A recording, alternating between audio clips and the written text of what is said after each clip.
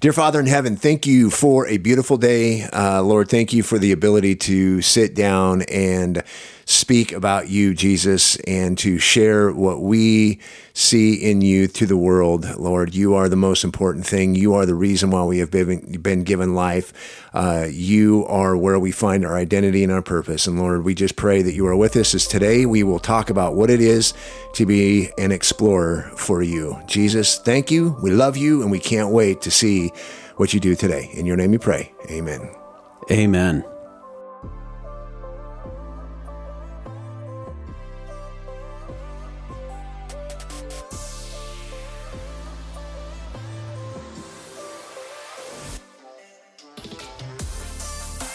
All right. Hey, guys. Welcome back to Tribe Talk. Jim here. I'm here with my partner in crime, Mike. Mike, say hi. Hi, guys. How's it going? I'm doing good. How are you? I am in a really good mood today. Yeah? Yes, I slept well last night. I got a lot of work done today. I feel really good. I was going to say, is there something different? But it's the sleep part, right? Yeah, man. It's amazing. You really need sleep. You know what I mean? I love sleep so much. Oh, man. I have been sleeping a lot lately, but genuinely and generally, I do appreciate it. Yeah. It just makes me feel better, and I just feel more... I get a lot more done, too, by the way. Yeah, it's just been great. Well, mind, body, spirit, soul, body, spirit. Yeah, I don't know what they're talking about. Something Sleep like is that. a part of the rest cycle. Yeah? That's right, yeah. Yeah, there's a lot of jealousy in my house because I am a good sleeper. My wife is a varsity level sleeper, like all state or senior year. Yeah. It's really not fair. Yeah.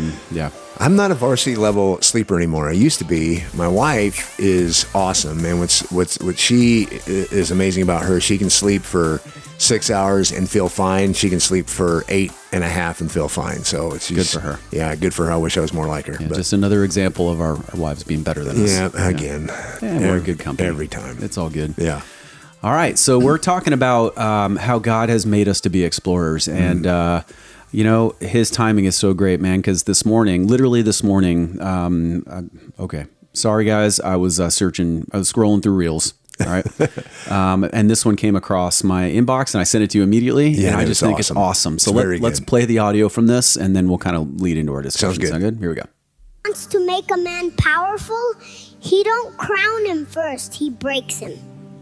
First, he strips away your comfort, your pride, your plans, till all that's left is what's real. That ain't punishment, that's training. See, pain don't come to destroy you. It comes to stretch what's weak inside you. So you can carry the weight of your destiny, every bad day, every betrayal, every heartbreak. That's God molding you piece by piece. And you don't grow in comfort. You grow in chaos. The pressure that's breaking you now, that's the same pressure that'll make you unstoppable. So when you're down on your knees thinking it's over, it ain't the end. It's the rebuild. Most people quit when it hurts. But the chosen ones, they walk through the fire till their purpose starts glowing. Every tear, every trial, every sleepless night is proof that God ain't done yet. If you agree with me, drop 100 in the comments. And God Dude. Okay. Is it hot in here again? Because I think my eyes are watering. Okay. The voice is awesome, right? Yeah, I love it. If you're a parent especially, you can relate to that little voice of that little person that you just love so much. But dude, what about the message? The message is unbelievable. Yeah. I mean, it is so true, and it's what we have been talking about forever in this ministry. Absolutely. Yeah. I love, he talks about trials there. I relate this to being an explorer because, we talk a little bit about how Jesus ran to the wilderness for rest, right? And there's lots of examples in the Bible of characters that ran to the wilderness so that God could heal them or take care of them or protect them. But the wilderness is also a place to be proven. Yeah. It's definitely a proving ground. Yep.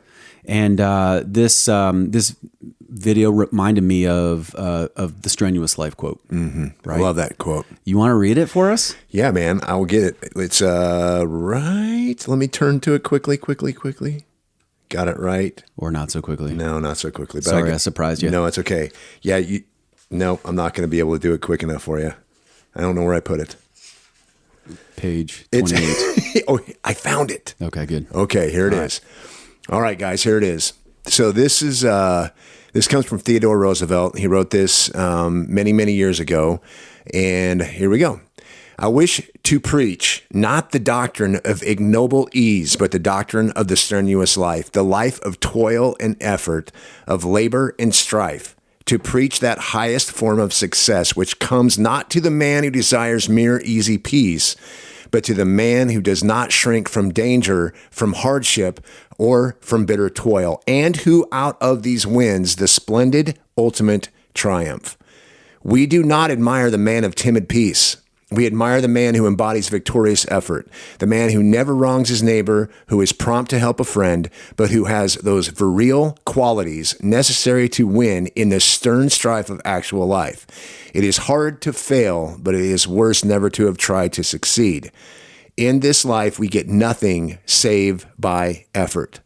Far better is it to dare mighty things, to win glorious triumphs, even though checkered by failure, than to take rank with those poor spirits who neither enjoy much nor suffer much, because they live in the gray twilight that knows not victory nor defeat. Oh, it's so good. Yeah, dude, I love that so much. Man. Yeah. So let me ask you this, man. Yeah. What is it about the wilderness that you're drawn to?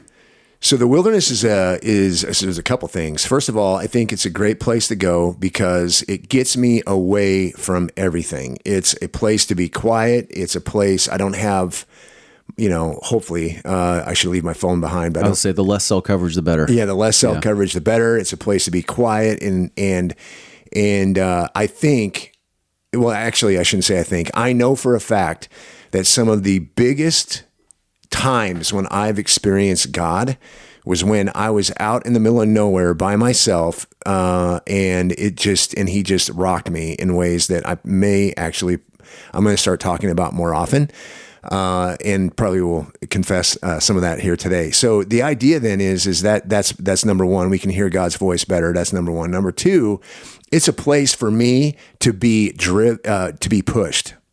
So yeah, that's the strenuous life piece for me too. Yeah. Because we're so caught up in air conditioning and being comfortable and all those things, and those things have their place, absolutely. But the reality is, we need to be pushed. Men need to have strain and struggle and questions of whether they can handle something that they're in front of, that's in front of them. And I think that's important for us all. Yeah, me too. I don't know. The rest piece is important to me too. When I'm out in the wilderness, my soul is at peace. Yeah. Right. And it's quiet. I love that there's no distractions, and I can take a nap anywhere. Yeah. Especially if, it's a bright sunny day with a nice breeze and something nice to look at, and the birds are chirping, and yep. The squirrels are playing all around you. I unplug my brain and I'm able to rest. But I also like the process of getting there. Yeah, right. For sure. So, in fact, our first weekend doing anything together, remember when we were still conjuring up? Dude, that Junto? was awesome. That was so much fun. Yeah. So Mike and I went up to a conference in Georgia, and we Atlanta. barely knew each other. Barely knew each other. Yeah. So I mean, I didn't know a guy could walk around a camper with his shirt off as often as. Okay. Sorry. It's okay.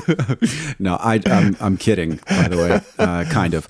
But but you're also kind of serious. I'm kind of serious. Yeah. It was a great relationship, man. I cooked. You provided the place to stay, and I washed dishes. You did. You washed dishes. Yes. It was fantastic. So we attended this conference, but in our free time, we actually found a hike up a mountain, and we agreed that on the way up, we weren't going to talk.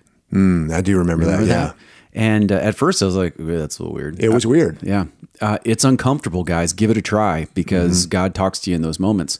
And even in the silence, I felt like you and I bonded. Yeah. But we got to the top of the mountain. It's this beautiful sight. And we actually went our separate ways and just chilled for, I don't know, we were up there for a couple hours. Yeah, for sure. And revelations happened. All right. But that's the peaceful part. But the walk up that mountain wasn't easy. And I think that's part of what I am attracted to when I get to go be in the wild. What do you think? I totally agree. It's not easy, and it pushes you. It pushes you outside your comfort zone. And then I just want to point out too that when we got to the very top, that memory popped in my head too. Sitting on that cliff face and just looking out and into the, I guess, canyon or whatever that was, and being able to see everything out there was just an amazing experience. Yeah, it was pretty cool. Yeah. literally feet dangling off the edge of this Yep. cliff. With So fun. squirrels playing all around us. It's amazing, guys. But to go back to the whole strenuous life quote and that little voice that was talking about being refined and seeking out hard things, that's part of why we as men are called to conquer new lands, new territories, and achieve things that weren't achievable before. That's right. So, and if you go all the way back to the beginning, when we talk about the garden and what Eden actually looked like, it was kind of wild in there, wasn't it? It was. What are some examples?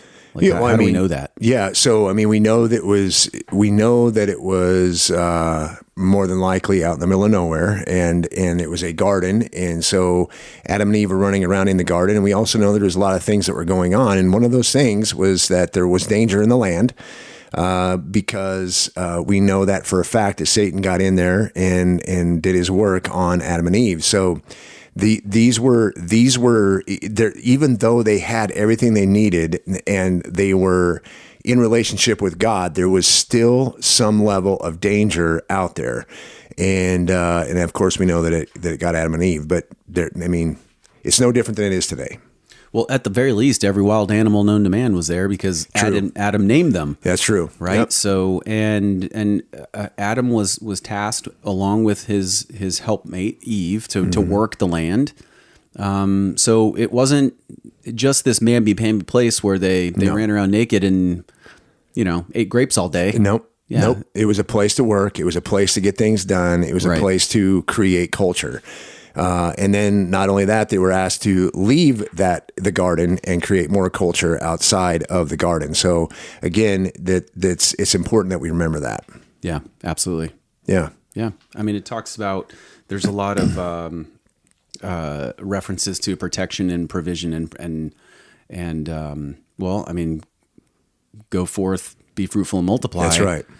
That could be thought of as raising families and making more believers, but it's also about producing something. Yes, producing something for the world. Yeah. And we've been talking throughout this series and we're going to be talking about craftsmen, I think, next, right? Is that right? Yeah, that's after this chapter. Yeah. So there again, I mean, that's what we're talking about when we talk about these 7 archetypes. 7 in the Bible is a sign for completeness. So this idea then that if we can figure out each of these pieces, they're all interdependent, they all work together, then we realize how we can actually go out and do the cultural mandate and do what Genesis 28:18 says, which is to change the world and to carry his authority. So we have that ability, and sometimes we have to face down really, really bad things. Yeah. Yeah. I just have this picture of Adam in his hands, and I'm willing to bet that dude's hands were calloused. Oh, for sure. Same. Not only that, but Jesus's hands were probably calloused, For right? sure. So, I mean, these were hardworking dudes. They got at it, and they didn't sit in their comfy couch at home watching the Patriots on TV. By nature of the fact that he was a carpenter, sure. Yeah, definitely calloused hands, but for dude, sure. hard living, man. That'll do it. He's a much better example than what Adam went through, probably because, I mean, that landscape was pretty gnarly, and that's where he lived. That's full right. time. And what you said a minute ago, I think, is very important. You said it was hard living. We need hard living. Yes. We absolutely need hard living. I'm getting ready to speak at a church here in about 3 weeks, and I spoke to the head pastor ahead of time, and he was telling me, hey, one of the things that I feel has happened is the men in the congregation have gotten just a little bit too comfortable. And soft. Yeah, soft. And that is the truth. So one of the things, oh man, I'm trying to hold myself back, but then that's okay. Go ahead. I don't care anymore. One of the things that I would say is that part of the reason why we're seeing so many issues going on in our country right now, and for example, what's happening up in New York, and who they're possibly going to elect. We have an individual that's supporting them, and you see it on TV. And this individual who's supporting him wrote a book on how socialism is a thing. But socialism throughout all history has never, ever worked out well for anybody. And it always turns out to be a bad thing. So we can easily just go, well, I'm going to sit in my church and I'm going to be really quiet and everything like that. Or we can say, no, that's not the way this is supposed to be. See, what we need is we need men who are fulfilling their authority or partaking in the authority that they have and actually speaking out and saying, no, these things are not the way they're supposed to be. Because and that's this idea of being an explorer. You're getting outside, you're getting out and doing things that are uncomfortable to learn how I can handle life and to be outspoken and to make the changes that need to be that need to change in the world. Yeah, and I see a few applications with this too, Mike. So one is we need to go to the wilderness every now and then to train. Mm-hmm. All right, Yes. It's a huge training ground. It's where you get hardened, and it's where you learn a lot of life's lessons that you can take back to use in your everyday life. That's right. All right, so there's the starter. The other part too is like when you think about what we're called to do as Christians, we are not called to sit in our church and get filled and never do anything with that knowledge. Nope. We are supposed to take that knowledge and get up and be the hands and feet of Christ. That's right. In our own part as part of the church body to go deliver the message to the ends of the earth. Well, the only way to do that is to be mobile. Yes. All right. And so if you're looking at, anything in politics, anything that's a great injustice that's going on in the world, and you see that as their problem, then you're wrong. You're wrong. God made you to be mobile. If you feel passionate about that stuff, mobilize. Yes. And Like Jesus did. that's right. Like exactly what Jesus did. And he tells us that we carry his authority. That means that we are the ones that are supposed to be standing up for what's true, what's right, what is the way, what is life, what is freedom, what is liberty. We're the ones that are supposed to be doing that. Right. So this idea then, I'm going to go ahead and say it again. I think I've probably said it on this podcast, but I'm going to say it again, is this idea then is the question is your faith for you or is it for the world? If we look at Genesis 1:28, the cultural mandate, and we look at Matthew 28:18, Yes. I'm getting better. Yes. Yeah, that's right. Matthew 28:18, which is the Great Commission. What we see here is that once you say yes to Jesus, good for you. That's great. And I mean that. Like that's the best decision you can make in your life is to follow him. But when you follow him, you have to understand it's not for you anymore. Your faith is not for you. It's for you to do something for others. Because that's what Jesus did. He was the same way. So the point is if you're sitting in church and you're there for yourself, in other words, I've got to check the block to make sure that I'm getting to heaven. We're not here to fight for heaven. We're here to fight from heaven. We're here to do something from that place, that authority that has been given to each and one of us. All right. Can I go a step further? Yes, you can. At some point, every man is going to arrive at this place where they look at their current situation and they go, I'm getting pretty good at this. Yes. All right. So pick it in family, in your church, in your job. Okay. Whatever, in your environment. If you end up in that place, it is time to stretch the limits of your comfort and go do something else. Do something higher. Yes. It's I know I keep doing this, but we were back in the days of training hockey players. I'll never forget one day, the head hockey coach said during a press, I think it was like the first game of the year, and he was trying to get everybody excited to come watch the game. And I was a young guy back then, and I remember listening to him, and he said, you think, come on out, watch the game, and then and see how good the players are. And he was talking about the opposing team as well. And he said, you think they're good now? Wait until the end of the year. What his point is that yeah, this is going to be good hockey, but you wait. If you continue to follow us throughout the year, you're going to see better and better hockey. And that's the point. We can't get any better unless we have some sort of resistance. Well, but that comes with culture. So Absolutely. that coach and that team set a culture where they wanted to continuously improve. Yep. And they never looked at their current result and said, yep, I'm there. That's right. All right. So apply that to your faith walk. Mm-hmm. You find yourself in church, you're a volunteer, you're doing all these things, and all of a sudden your faith becomes stale because it's the same old, same old. Yeah. All right, if we applied that same logic, we would go, oh, you think it's great now? You think my faith is amazing now? Wait till next year. Yeah, that's right. And you keep building and building and building towards that. Yep. Okay. So going back to the concept of exploring the wilderness, we said it's a training ground. What happens when the training ground becomes your area of operations? What do you mean by that? Well, so I mean, we kind of look at it as a place I can go in order to get ready to go somewhere else. I guess what I'm suggesting is we are supposed to continuously grow to the point where we are so fired up about becoming mobile that we just kind of operate in the wilderness full time. No, that's good.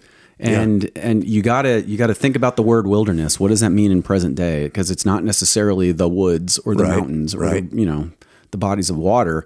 I would argue that New York City is a big jungle for me right now. Yes. Anywhere where there are people who are lost can be your wilderness. Mm-hmm. And that environment needs you to show up and do your part to usher heaven to earth. Yeah, absolutely. And so I think that's the goal, guys. When you're a young man, you should be making trips into the wild in order to build your toolkit. But once it's established and you're a little bit more mature, it's time to take that show on the road full time and do some stuff. Yeah, and that's a good point, Jim, because the wilderness that we're talking about is this idea of places of uncertainty. We don't know exactly. Oh, that's a great way to describe it. Yeah, we don't know exactly what's going on in that wilderness, right? And the Bible talks about it all the time. It's an uncertainty. So when Jesus went to the wilderness, he was attacked by Satan, and this goes back to this idea of the cultural mandate. And which was the first Adam, and then the last Adam, Satan's like, I got this, man. Okay, I mean, he had a pretty good proven track record at that point. That's true. Yeah, and he knew with us as his enemy. Yeah, and I think that was you that said the other day that Satan's so much better at this than we are. I think that was you. Was that you? I forget half of what I said. Yeah, so I mean, that sounds good. He really is. Yeah, he really is, because he's had so many years of practice, and so he goes after Jesus, thinking he's got this, and Jesus willingly goes to where?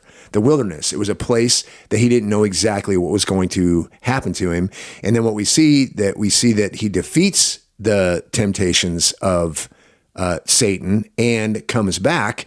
And then guess what ends up happening? In the Bible, we see his ministry begins. So here again, he went to those places, not for himself, but for you. And then he said in Genesis 28:18 that I'm giving you the authority. I just took the keys back that you gave away back in Genesis. I got them back, and now I'm handing them to you to go and change the world. So it means that we're supposed to actually be paying attention and listening, and being a disciple is not just hearing what God has to say. Being a disciple means I'm hearing what God has to say, so he changes me, so then I go out and change the world, which is apostolic. Yeah. Love it. There you go. Yeah, so freaking do it. Let's go. Guys, let's go. Yeah, let's go, man. Right? We need you. We need you. Yeah, I mean, you can go alone like Jesus when you're ready. When you have the type of maturity that can handle operating on your own, go. Yeah. But in the interim, take a buddy. Yeah, take a buddy. The apostles had buddies when they started their ministry. Jesus kind of wanted them to be in a network, in support, so that they could, they can fall back on their battle buddy, as the as the Army would say. Yep, that's it. All right. So, and I love the idea of it being a training ground. I love the idea of it being a potential area of responsibility, the wilderness. Okay.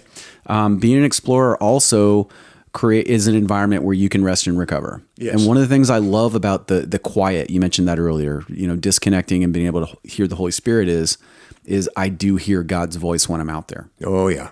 So let me just ask you briefly, what are the ways that God talks to you in your daily walk? So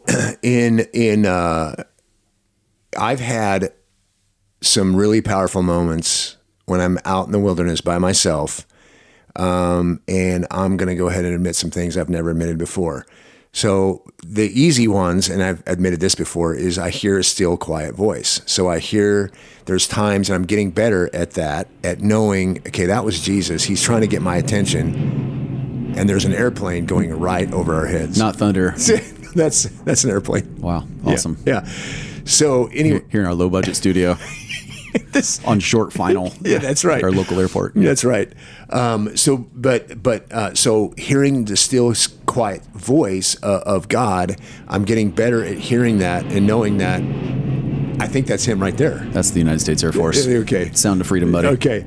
And then this idea of the prophetic, which means that I've had people speak to me, and this has happened not only in the wilderness when I'm, out with other people, but also when I'm in churches and things like that, where people have prophesied things over me.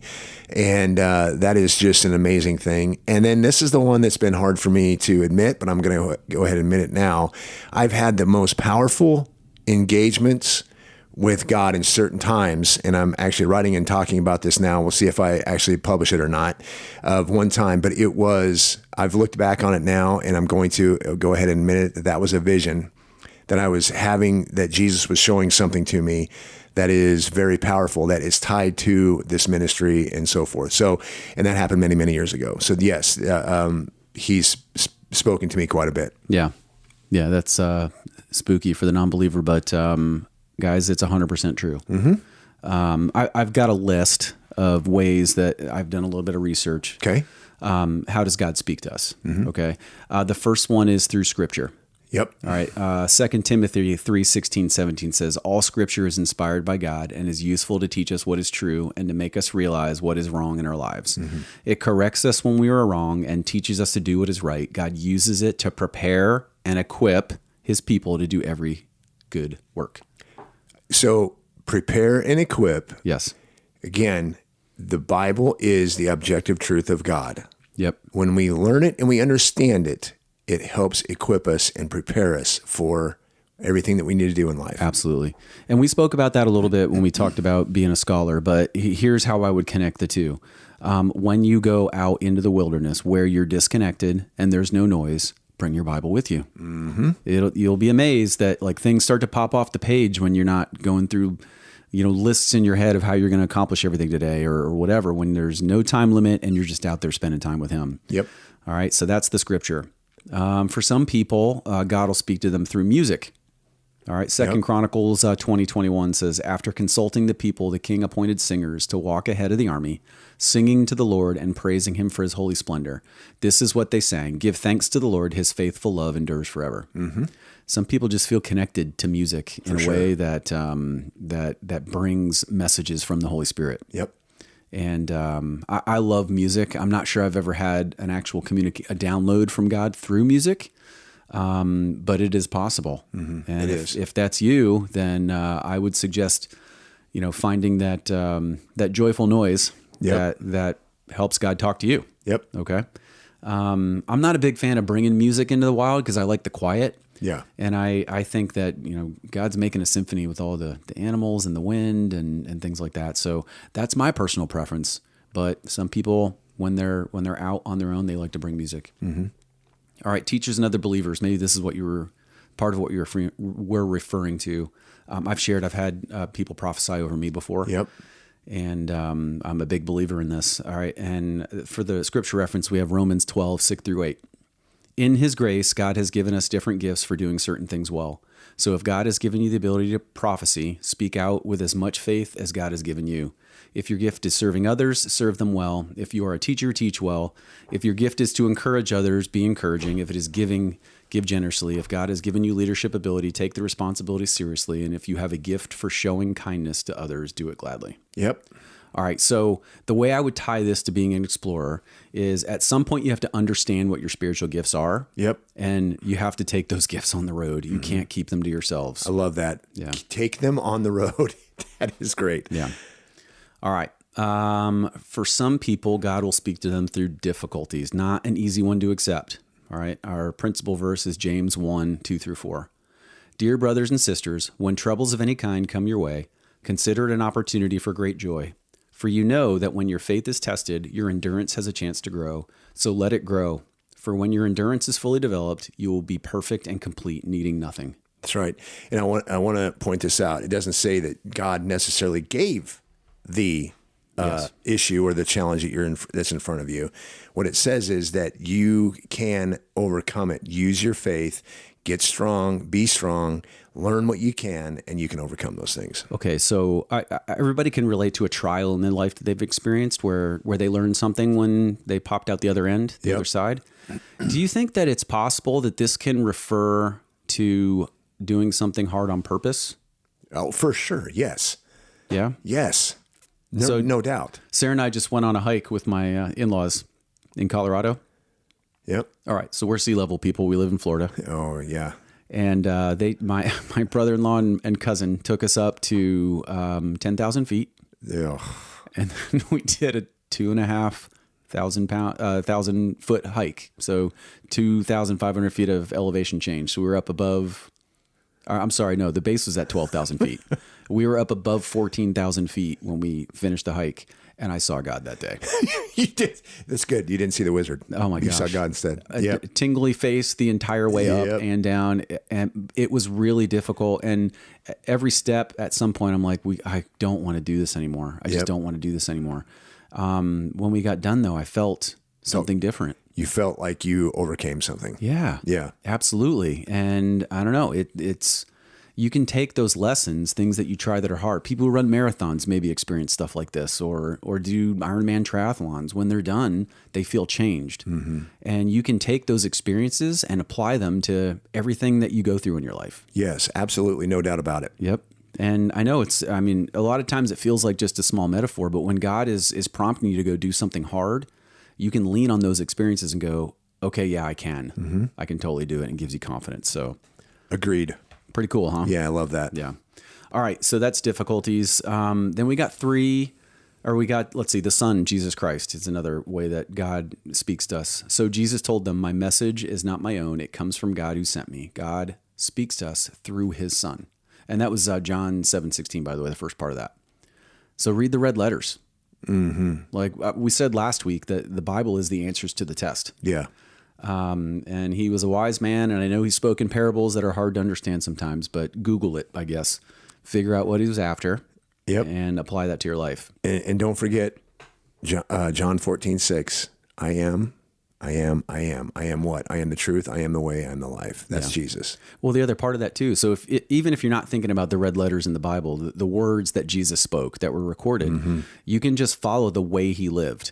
And the way he lived was to retreat to the wilderness. Mm-hmm. It was to take the fight to the enemy in the wilderness. Yep. So, yeah, Jesus was an explorer. And so if God is using him as a way to communicate with us, then you have to follow what it was that he did. Yep. So, all right, the Holy Spirit. But when the Father sends the advocate as my representative, that is the Holy Spirit, he will teach you everything and will remind you of everything I have told you. John 14:26. Mm-hmm.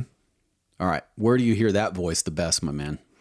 For me, I hear it, the strongest I've ever heard it is out in wilderness, when I'm out on the water on my paddleboard, when I'm out in the woods, up in the mountains. That's the places where I've had the strongest interactions. And no doubt in my mind, like I was seeing things that were for me.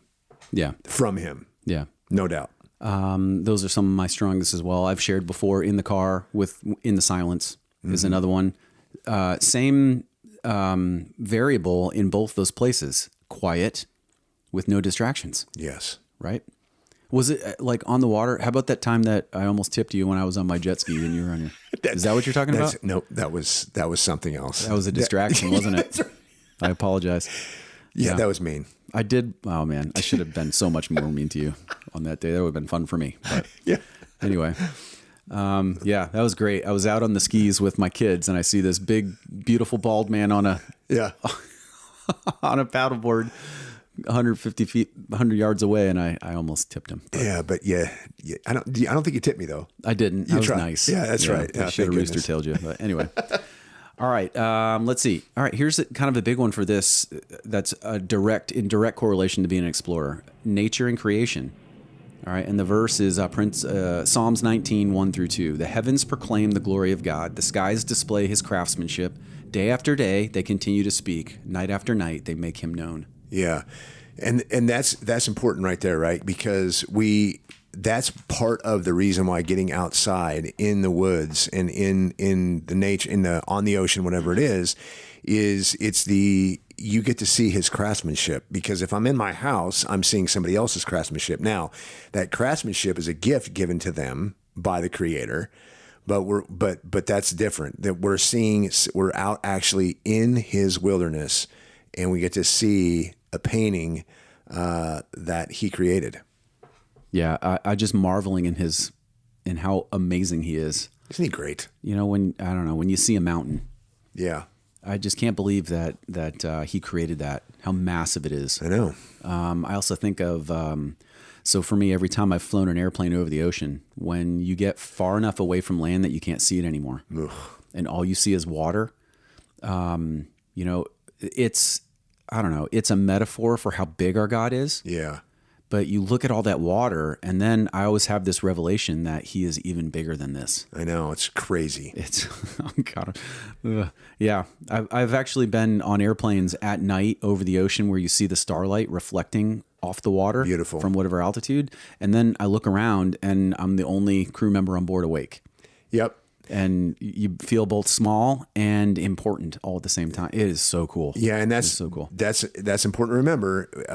The enormity and the craziness, the unbelievable, to try to grasp the universe, and then realizing he created them. And oh, by the way, you also came from his mind. Yeah. It's just mind-blowing to think about. Well, it gives new gravity to the fact that he said that we are supposed to subdue and take dominion. Right? Because it's massive. Yes. The world is massive, Yep. and he tasked us Yep. to subdue and take dominion of it. Yeah, and if every man and every woman does their part, then guess what? The culture does change. Yes. So get up and move. Oh, yeah. Yeah, and then my other example is lately I'd been sitting on my porch and the hummingbirds come to this plant I have back there. First of all, they're not supposed to fly like that. It's unnatural. It's not normal. Only God can do that. Yep. But the colors and I don't know, just see them buzzing around, seeing something that he created do what it's meant to do in its natural environment, and I get to witness it. Yeah. So John Eldridge, the guy that we talk about quite a bit here in the Warrior chapter, and he, the thing that I read that he said one time that squirrels is like, so he loves being outdoors, and I think he lives out in the middle of nowhere in Colorado. Yeah. And so he was sitting outside and he saw squirrels, and they were running around chasing each other and everything like that. And I remember him saying, he made a comment that he felt as if God was there, sharing his personality with him. And he found himself laughing and things like that. And some people can, oh, that's crazy, man. But the reality is that that's what's going on. Yeah, they do goofy things. Yeah. And we miss God's creation around us. And so when you said that you saw you're flying over the water and you saw the starlight, that was a gift to you. And he was saying, hey son, let me show you something. This is going to be really cool. Yeah. Yeah. So it was for you. It was only for you. The same way I enjoy sharing things with my son and daughters. Exact same thing. Yeah. Which you got from him. Exactly. Cool. All right. The last one on my list is God will speak to you through prayer. All right. And the principal verse here is Matthew 6:6-8. But when you pray, go away by yourself, shut the door behind you, and pray to your Father in private. Then your Father who sees everything will reward you. When you pray, don't babble on and on as the Gentiles do. They think their prayers are answered merely by repeating their words again and again. Don't be like them, for your Father knows exactly what you need even before you ask him. All right. As an explorer, as somebody that goes out and spends time alone, there's no better place to hear his voice. No. First of all, there's no distractions, and it truly does feel like a conversation. It does, as opposed to a laundry list or something that I've recited. Mm-hmm. I think like when I pray over a meal, I tend to say the same things over and over and over again. Right? It just, I don't know. That seems like an appropriate place to do something that's canned. But when I get out and there's no distractions, it's just him and me. You can just have a conversation. Yeah, and the cool thing is, because there's no distractions to immediately go to after I'm done talking, I have a better tendency to sit and listen after and hear what he has to say. Yep. Yeah. Do you have any insight into that? Yeah, no, I think it's true. So and I think I can already hear some guys saying, well, I've never ever experienced that. I've never felt that. So, but the thing is, have you tried? Have you actually put yourself in that situation? And, do you know of anything in your life that you got better at that you didn't work at? Right. So when I have men tell me, I don't hear God's voice. I've never had anybody prophesy anything. I don't know what a vision even is. Well, have you ever put yourself in the circumstance, or not the circumstance, the picture of being able to have something like that happen for you? Do you even believe it's something that can happen? And even if do you even believe it is something that can happen? And so you have to have faith that God is trying to have conversation with you, and that you do matter enough. And I think this is important, that you do matter enough for him to want to speak to you, because he loves you more than anything in the world. He gave you life, by the way. So why did he give you life? And he gave you life for having an interaction with you. And so he wants to communicate with us. And so it may not be super easy at first, but it's something you can get better at over time. Yeah. So what are some of the things that get in the way of actually hearing his voice then? For the guy that says that to you? Yeah. Like, what are some of the distractions that or things that the devil uses to keep you from hearing God's voice? What are some of those things look like, and how can we combat them? I think the biggest one is doubt. I don't know if God really wants to hear me speak. And by the way, Satan tries to get your attention too. Oh yeah. Yeah. So his voice is easier to hear sometimes. It is. And so doubt and fear and even in comfort. I'm not even going to try. Yeah. Those are all things that I think that he uses, or that is used, to keep us from actually having that conversation. Yeah. Well, and it's repeated failure too, right? Like you try and your mind wanders, and then you're like, I can't do it. Yep. So you just give up. I go back to the original audio where it talks about doing things that are hard. Yep. Yeah, I like that you said living in shame, where you're like, well, I'm not worthy, so he's not going to talk to me anyway. Yeah, it's crazy. So what's the point? Which is ridiculous. It's crazy. Absolutely, yeah. It's my kids would say it's diabolical. It is, but it is diabolical. It is. It truly is. I mean, I'm being a little sarcastic, but that's the right word. Satan is very good at convincing you that you're not worthy. Mm-hmm. And Jesus has a different message. He says, I did this for you, and it's already done. Yeah. Right. You don't even have to ask for it. You just have to accept it. Yeah. So, the distractions are easy. That, the noise that we find in our everyday life just gets in the way where you can't hear anything else. Agreed. And so that's why I think being an explorer is so important, because you get away from that. I agree. Your sin gets in the way of hearing God's voice. Yep. But it doesn't have to. Like, that's the good news. So figure out what that is for you.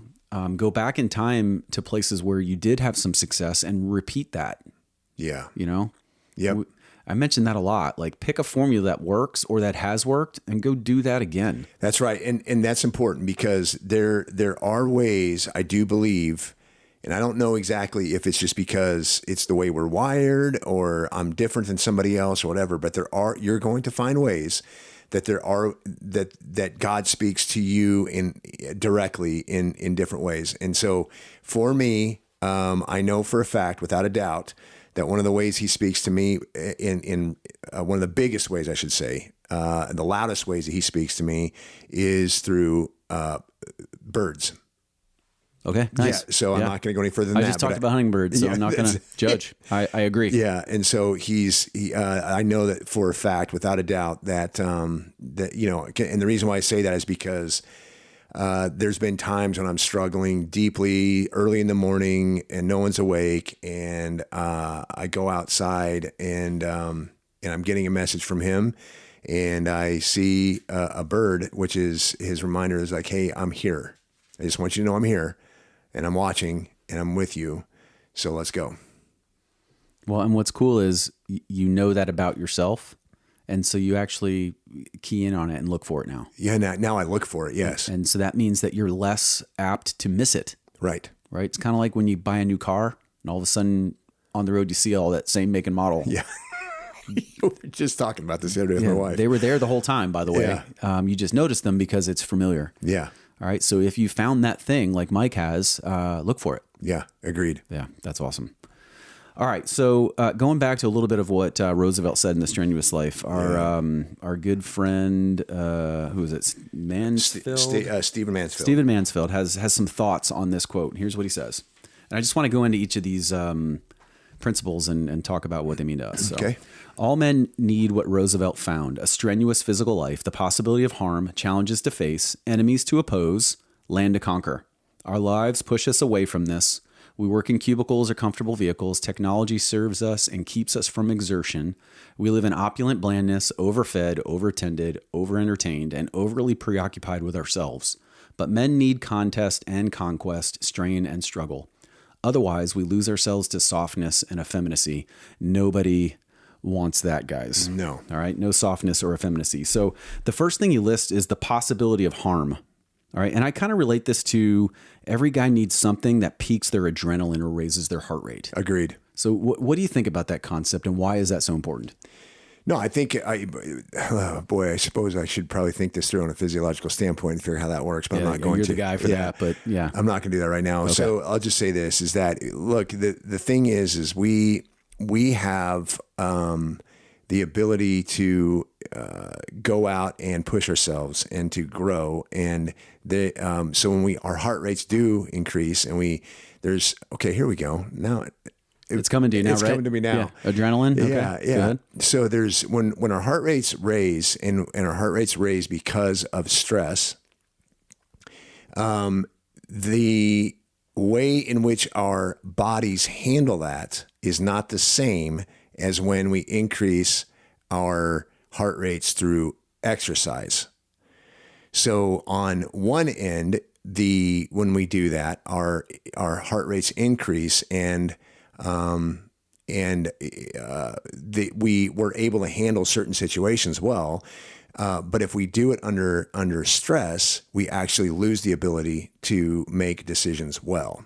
Yeah, that's the whole cortisol goes up, and all that, fight or flight, right? All those things kind of kick in. Okay, we need Sarah to come back on and teach us about the vagus nerve. Yeah, well, leaving Las Vegas, but so the idea is that we need to understand what it looks like to get our heart rates increase, and then like, for example, for me, sometimes when I'm getting ready to work out, dude, you want to talk about stress?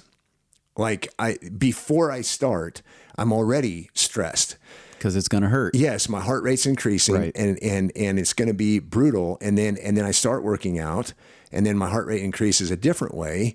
And it's funny because my stress levels are going down, and especially afterwards. But my exercise heart rate's getting up higher, and I'm getting more in tune to what I need to do and how I need to do it. And so, anyway, it's interesting how we work, but I don't know if that helps at all. What happens when you go through that, though, your brain tries to counteract the cortisol levels by producing I think it's either dopamine or endorphins or... To counteract? Yes, it would probably be both. Yeah, probably might be both of those. I think it's...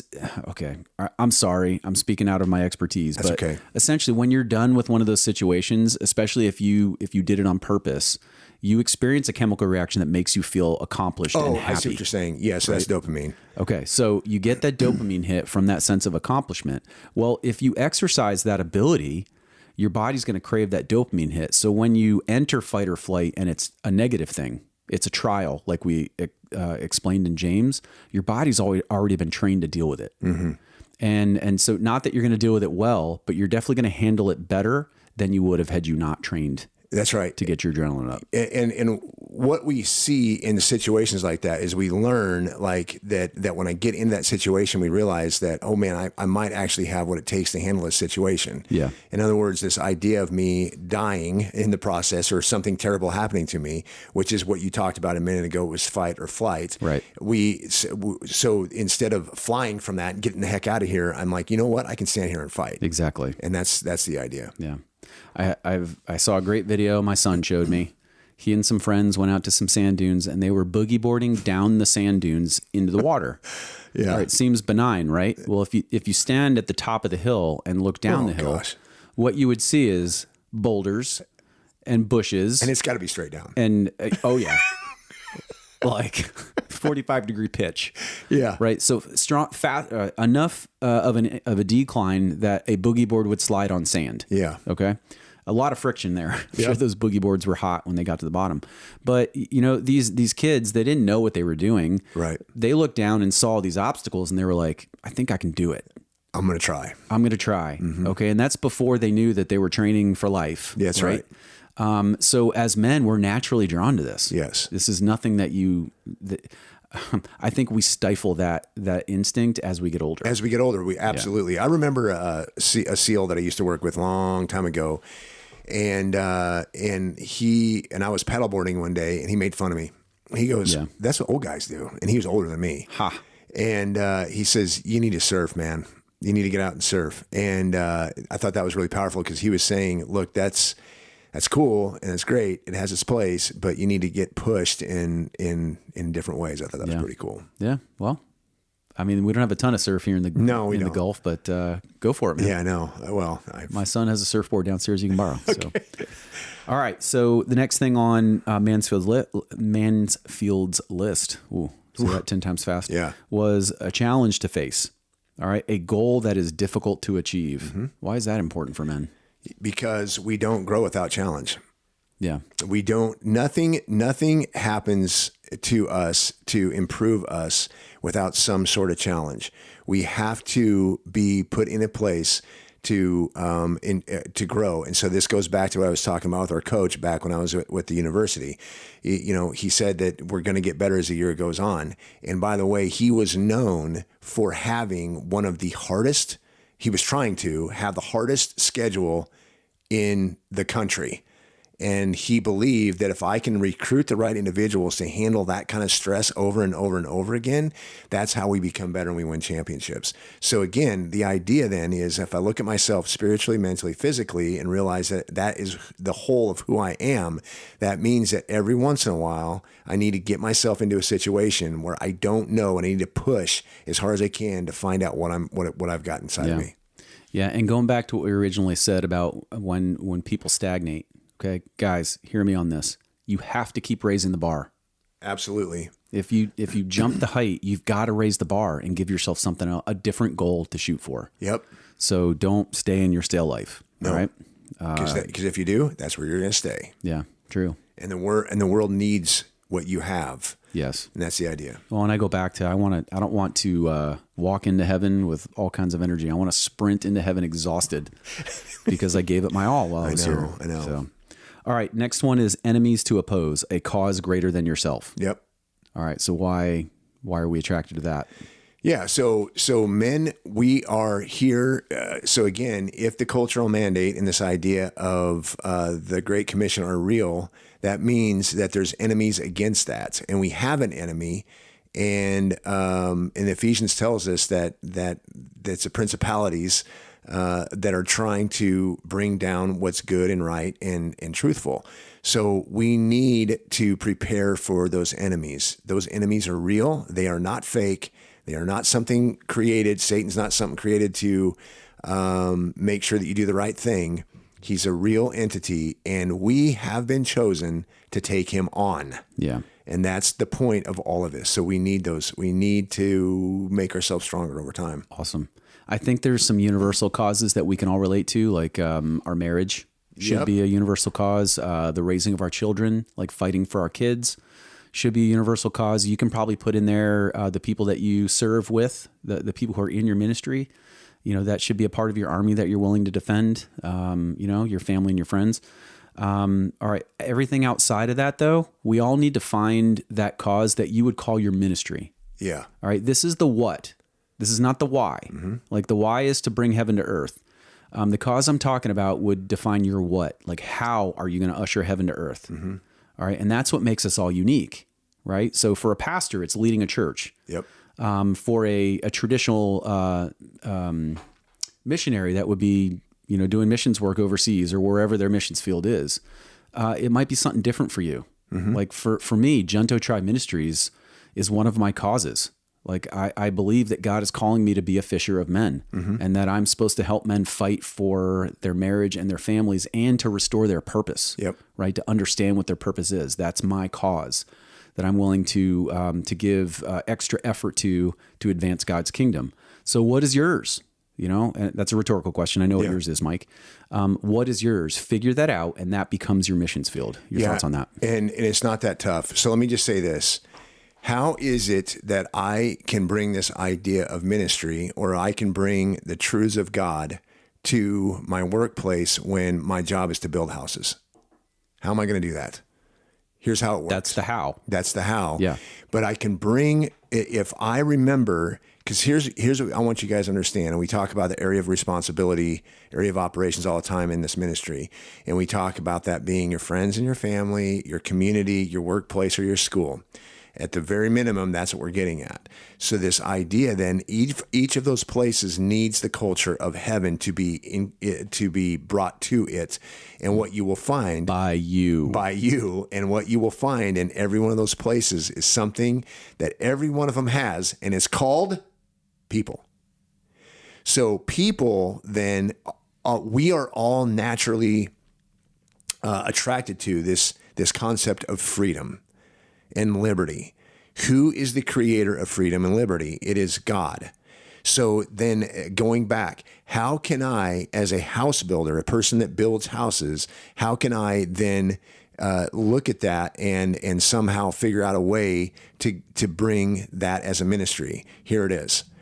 You build something where a family can enjoy life. In other words, you are bringing your absolute best to the table, the gifts that you've been given from God to that area, and you are building something for people. It's a small snippet of a way that you can bring a higher level of freedom to the community that you have around you. Yeah, and mix up how you do that within that realm or within that area of responsibility that we like to use. I love my truck. I love my truck, and I've got a diesel truck, and I absolutely love it. And when it breaks down, you might as well just beat my head against it. I hate it when my truck doesn't run. Yeah. But when they fix it, to me, that's ministry. That is a way for they are allowing me to have my thing that I just absolutely enjoy, and I use it all the time for my family to take them different places. That is a level, that is a small snippet of what I'm talking about, of their bringing freedom to me so that I'm able to be free to do things with my family and to haul our camper around the world. Yeah, love it. Around the world, around the country. I mean, you could find a way to take it around the world. Yeah, you can take it to other countries. Just put some floaties on it; it'll be fine. Yeah, I mean, if you want to go beyond Canada or South America, yeah, you're right. Yeah, man. And I don't know. This might be somewhat controversial, but because people will often tie the money that they make, that they give away, to being the cause that they're willing to fight. I disagree with that. Agreed. I agree with you. And I tithe, so it's not like I'm saying that you don't need to tithe at your church, your home church, but it's not enough. Right. It's really not. You are called to do more than just write your check and sit in the pew. And sometimes, I'm going to go ahead and say it, sometimes that's the easy way out. It's the comfortable way. It's the comfortable way because I've been asked I'm supposed to tithe, so I'm going to go ahead and give my money. But I don't know what happens to it. I don't know what I don't know what it's being used for, and that's great. But you need to do something more for the kingdom other than just give a check every week. I personally think time is a much better, more powerful resource than money. But can you tithe your time? Can you tithe your talents? Oh, definitely not. You can pawn them off on others and let somebody else do the work, but. I mean, and it still goes back to, well, no, I pay other people to do that. When you think about like paying for service, okay, well, they're going to do it anyway. What if you did it too? But what I'm getting at is you can actually give your talents and your resources and the things that you have to people. In addition to your money. Yes, in addition to your money. Yeah. Anyway, all right. The last one on his list is land to conquer, a new frontier to explore. Why is that important for men? Because when we conquer a new land, the idea is we're overcoming a new thing we've never seen before. So when I go out and I conquer new lands, it's the same idea. I'm getting out there. I'm like, man, I don't know if I can handle this. I'm going to go out and try and give it my best.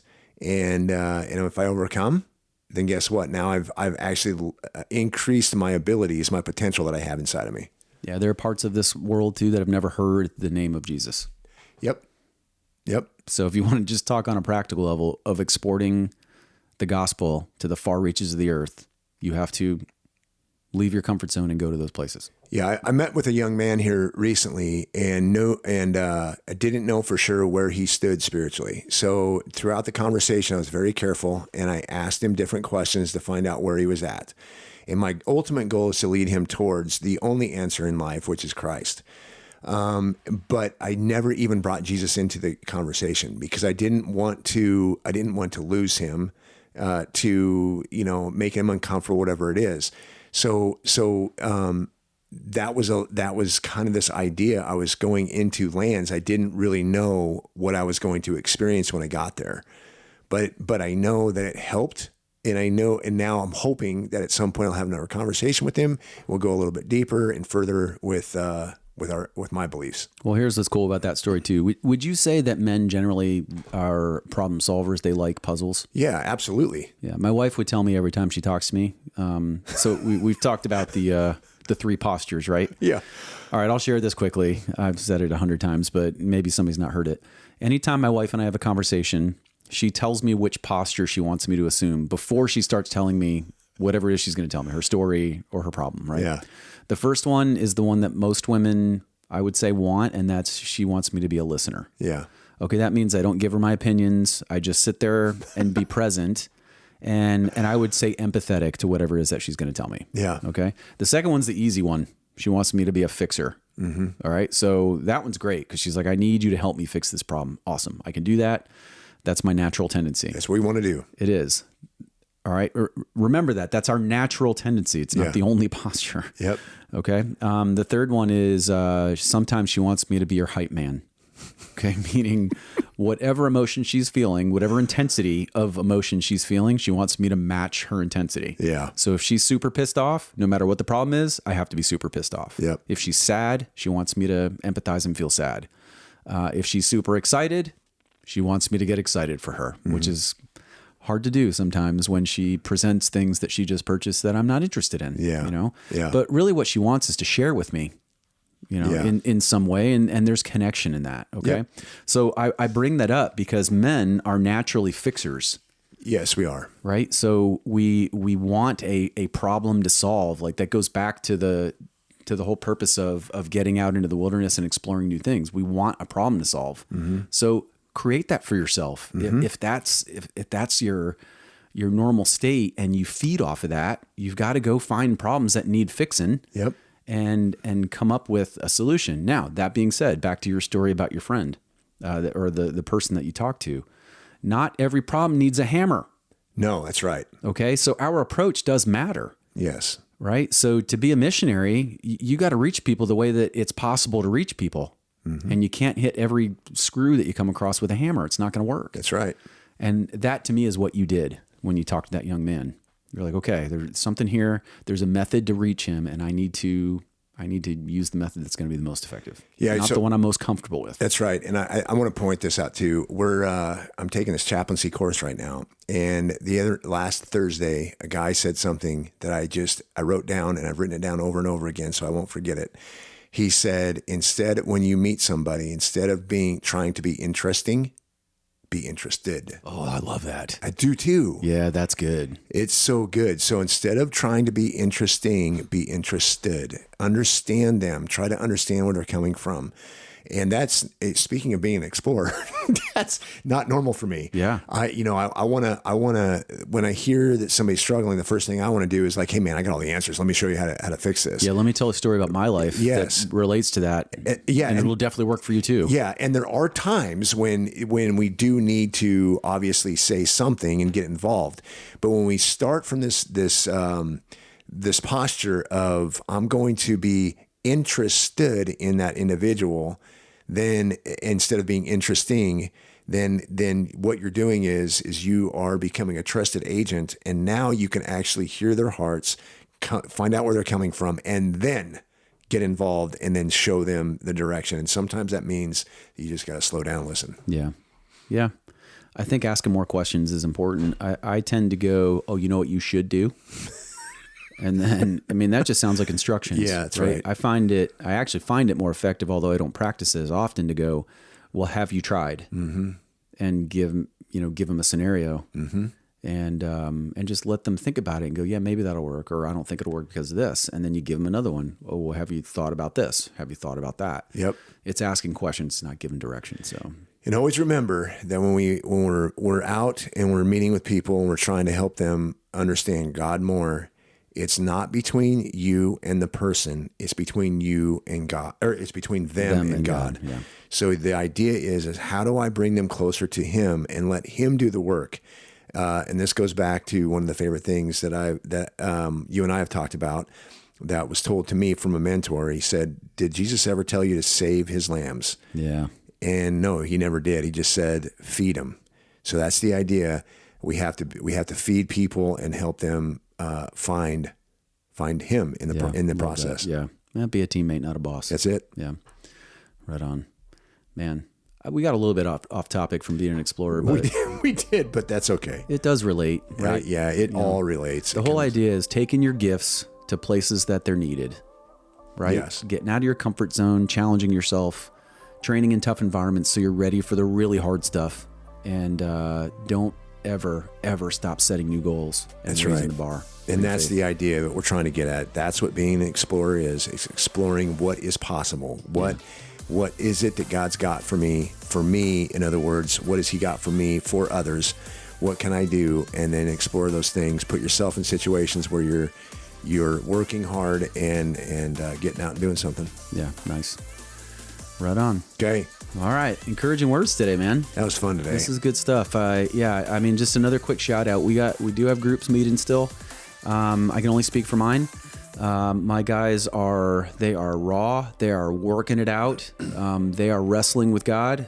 We're wrestling with each other, not literally, figuratively. I really believe that the men I'm working with right now, they're exhibiting all the good qualities of a teammate. Yeah. And just keep at it, guys. I want to encourage you. All the things that you're struggling with right now, they don't define you.